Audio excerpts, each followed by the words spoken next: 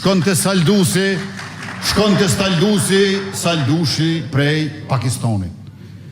Shkonte agjustatori prej Bangladeshit. Shkonte elektricisti prej Filipineve. Unë s'kam asgjë kundër.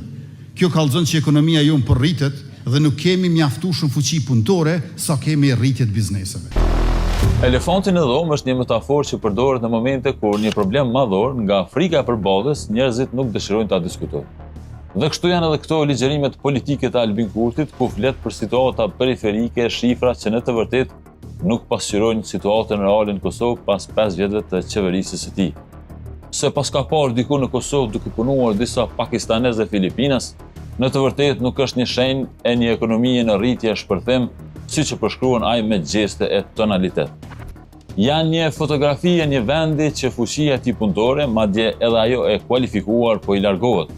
Dhe bizneset, të gjendura në situata të vështira, po bëjnë zgjidhje emergjente.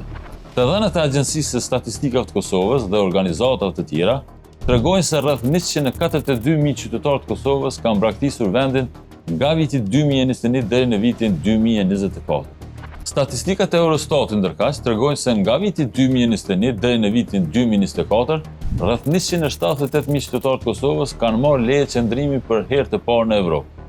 Kjo lëvizje njerëzve jashtë vendit, por edhe migrimi i brendshëm, ka bërë që 29 komuna të kenë shumë më pak banor rezident krahasuar me regjistrimin e popullsisë në vitin 2011. Dhe imagjinoni ekonominë lokale të 29 komunave me këtë kurrë të banorëve të përhershëm. Nga të gjitha hulumtimet dhe analizat e bëra, pagat e vogla, kushtet e rënda të punës, pasiguria në shëndetësi, drejtësi, energji dhe arsimi cilësor, janë disa nga arsyet që shtyn qytetarët nga Kosova të gjejnë jetë më të mirë diku tjetër. Por nuk është vetëm një fuqi punëtore pa kualifikuar që largohet nga vendi. Sipas Odës së infermierëve të Kosovës, çdo vit mesatarisht rreth 300 infermierë për shkak të pabarazisë në punë, pagave të ulta dhe kushteve të tjera, emigrojnë kryesisht drejt vendeve të rajonit dhe Evropës perëndimore. Kur ikin punëtorët, edhe bizneset gjejnë rrugë të tjera.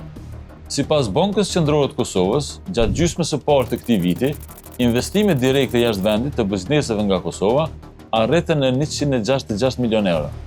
Vlera e këtyre investimeve ishte 59 milion euro në vitin 2020, u rrit në 100 milion euro në vitin 2021 dhe vazhdoi të ngjitej deri në 224 milion euro në vitin 2024.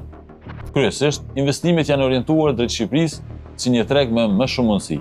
Një nga arsyet e këtyre lëvizjeve biznesore është se në Kosovë përveç rënies së fuqisë punëtore, ka rënë edhe fuqia vlerëse, ndërsa pasiguria energjetike dhe politike është rritur. Kurti jo rrallëherë kënohet me rritje ekonomike.